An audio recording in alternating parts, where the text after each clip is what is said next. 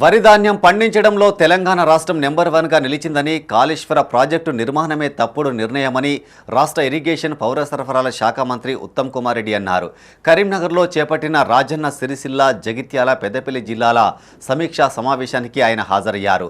మంత్రులు పొన్నం ప్రభాకర్, శ్రీధర్ బాబులతో కలిసి పలు అంశాలపై చర్చించారు. కరీంనగర్లోని కలెక్టరేట్ ఆడిటోరియంలో 4 జిల్లాల అధికారులు, ప్రజాప్రతినిధులతో వరి ధాన్యం కొనుగోళ్లు, ఇందిరమ్మ ఇండ్లు, భూభారతి, వానాకాలం పంట సన్నద్ధతలపై సమీక్షా సమావేశం నిర్వహించారు. మంత్రులు దుద్దిళ్ల శ్రీధర్బాబు, పొన్నం ప్రభాకర్లతో కలిసి ఆయా అంశాలపై ప్రధానంగా చర్చ కొనసాగింది. కాళేశ్వరం ప్రాజెక్టు డిజైన్తో పాటు నిర్మాణం బీఆర్ఎస్ హయాంలోనే జరిగిందని, వారి హయాంలోనే కూలిందని చెప్పారు. 1,00,000 కోట్లు ఖర్చు పెట్టి కూలిపోవడం కూడా ఒక రికార్డేనని ఎద్దేవా చేశారు. Vigilance, national dam safety authority ఇచ్చిన రిపోర్టు కూడా చెల్లదని చెప్తున్నారని, జస్టిస్ చంద్రఘోష్ ఆధ్వర్యంలో జ్యుడిషియల్ విచారణ జరుగుతుందన్నారు.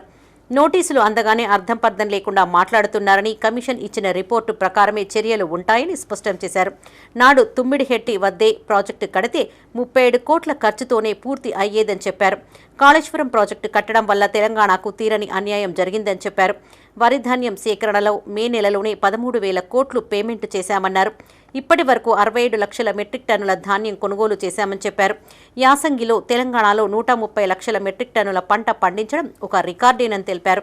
కాళేశ్వరం ప్రాజెక్టు మూసేసిన సందర్భంగా వరి ధాన్యం ఎక్కువగా పండిందని చెప్పారు. మేడిగడ్డ, అన్నారం, సుందిల్లా నిరుపయోగంగా ఉన్న వాటిని వాడకపోయినప్పటికీ వరి ధాన్యం పంటలో తెలంగాణ నెంబర్ 1గా నిలిచిందన్నారు. సన్నరకం వడ్లను బాయిల్డ్ రైస్ మార్చడానికి ప్రయత్నం చేస్తామని హామీ ఇచ్చారు. తడిసిన ధాన్యాన్ని ప్రభుత్వం కొంటుందని తేల్చి చెప్పారు. తెలంగాణలో 3 కోట్ల మందికి కడుపు నింపే ఆహారాన్ని ప్రభుత్వం అందిస్తుందన్నారు. 67 లక్షల మెట్రిక్ టన్నులు, 67 lakh మెట్రిక్ టన్స్. మరి వాళ్ళ అధికారంలో ఉన్నప్పుడు అదే డేటు 28 మే, అదే డేట్కి వాళ్ళు కొనుగోలు చేసిన ధాన్యం 46 లక్షల మెట్రిక్ టన్నులు. మరి అంటే సుమారు వాళ్ళ హయాం నుంచి 50% ఎక్కువ ప్రొక్యూర్మెంట్ చేసినాం. మరి 10,000 కోట్లు రాష్ట్రంలో ఎక్కువ పేమెంట్ చేసినాం. అదేవిధంగా ఉమ్మడి కరీంనగర్ జిల్లాలో ప్రొక్యూర్మెంట్ నిన్నటి వరకు 13.55 లక్షల మెట్రిక్ టన్నులు. మరి వాళ్ళ హయాంలో అదే డేట్ వరకు ఇదే యాసంగి వరి పంటకి 9.3 లక్షల మెట్రిక్ టన్నులు. అంటే ఎంత తేడా ఉంది, ఎంత మరి మా హయాంలో గొప్పగా ప్రొక్యూర్మెంట్ జరిగిందో ఇంతకంటే నేను ఇక వేరే విషయాలు చెప్పనవసరం లేదు. అదేవిధంగా మరి ఇప్పుడు శాసన సభ్యులు మాట్లాడిన విషయంలో నేను తొందరగా స్పందిస్తా. మీరు రామగుండం ఎమ్మెల్యే మాట్లాడిన విషయం, సింగరేణి ల్యాండ్స్ విషయం తప్పనిసరిగా చేపడతాం. మీరు నేను కలిసి బట్టి విక్రమార్క గారిని ఒప్పించి అది మీకు ఇప్పించే ప్రయత్నం చేస్తా. బండలవాగు లిఫ్ట్ ఇరిగేషన్ స్కీమ్ ఇనాగ్రేషన్కి మరి మీ జిల్లా మంత్రులతో మాట్లాడండి. కలిసి మనం ఒక వారం రోజుల్లో అది ఇనాగ్రేషన్ పెడదాం.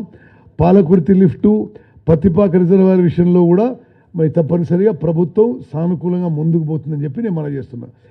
ఏ ఇరిగేషన్ వరకైనా ఒకటి గుర్తుపెట్టుకోండి, వరి ధాన్యం ఉత్పత్తికి కరీంనగర్ జిల్లా ధాన్య భాండాగారంగా మారిందని మంత్రి పొన్నం ప్రభాకర్ అన్నారు.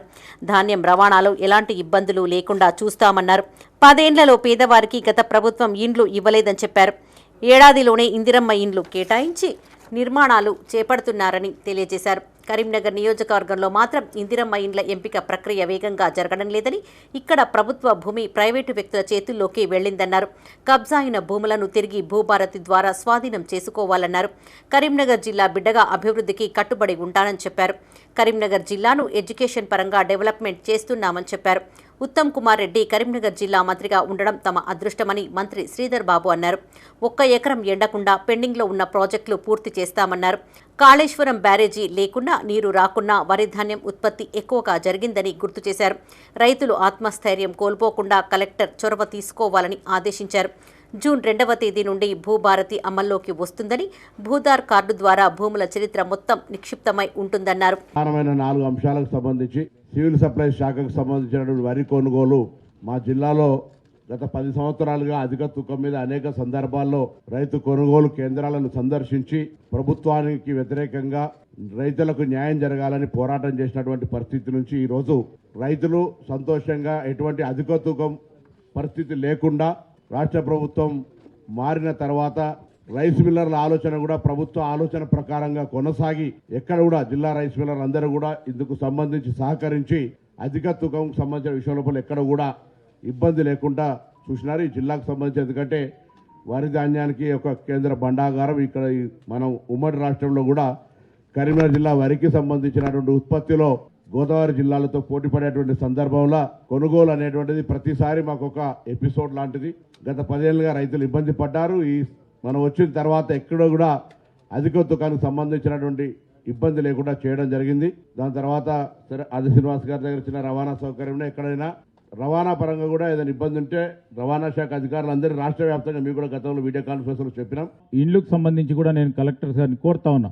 మేమిచ్చినా పొన్నం ప్రభాకర్ గారు లిస్ట్ ఇచ్చినా లేకుంటే మా గౌరవ శాసనసభ్యులు ఎవరైనా లిస్ట్ ఇచ్చినా ఒకటే స్పష్టం, ఈ ప్రభుత్వ లక్ష్యం అసలు పేదవాడికి అర్హత గల ఉన్న వారికే మనం ఇవ్వాలని మా గౌరవ శాసనసభ్యులు కూడా వేదిక నుంచి చెప్తా ఉన్నారు. మేం చెప్తా ఉన్నాం.